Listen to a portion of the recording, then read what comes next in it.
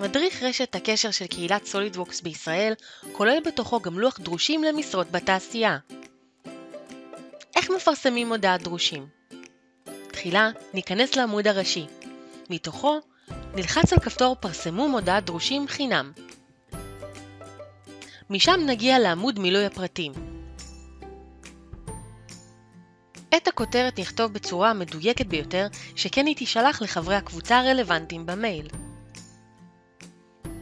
בתיאור המשרה נכתוב בדיוק מרבי ובהרחבה מהי המשרה, מה היא דורשת ומי האנשים אותם אנחנו רוצים למשרה. לאחר מכן נבחר האם המודעה הזו מיועדת לפרויקטים, זאת אומרת לעבודה על פרויקט מסוים בלבד, או שמא מדובר במשרה מלאה או חלקית במשרד. במידה ואתם מחפשים עבודה, ניתן לסמן שמדובר במועמדות למשרה. אנא זכרו לסמן את הקובייה הזו כדי שהמודעה תופיע בדף הדרושים. לאחר מכן בחרו את התגיות הרלוונטיות. ניתן לבחור כמה תגיות בו זמנית, מה שיאפשר תיאור יותר מדויק שלכם ושל המשרה שלכם.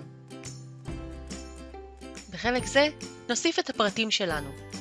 לוגו החברה או תמונה במידה ומדובר באדם פרטי, פרטי הקשר, מייל לקבלת פניות, טלפון ליצירת קשר, האתר שלכם שיוכלו לקרוא עוד על החברה או מקום שתוכלו להציג בו גם את תיק העבודות במידת הצורך.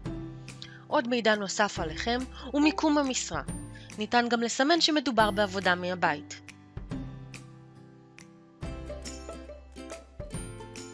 בחלק זה נוכל להירשם לאתר.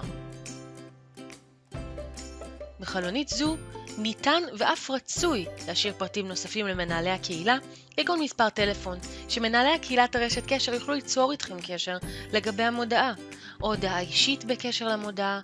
אלו לא יפורסמו במודעה עצמה בפומבי, אך יגיעו אך ורק למנהלי הקהילה. לאחר שהסכמנו לתנאי השימוש, נלחץ שמור.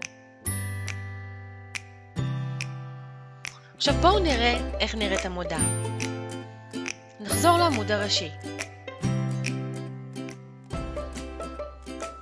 מתוך העמוד הראשי נוכל ללחוץ על לוח דרושים ופרויקטים.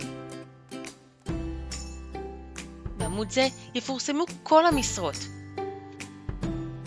כאן תופיע הכותרת, וממש כאן הלוגו של החברה. כאשר נלחץ נוכל לראות את כל הפרטים, וכמובן יהיה ניתן לסנן לפי תגיות שאותם סיימנו קודם. בהצלחה!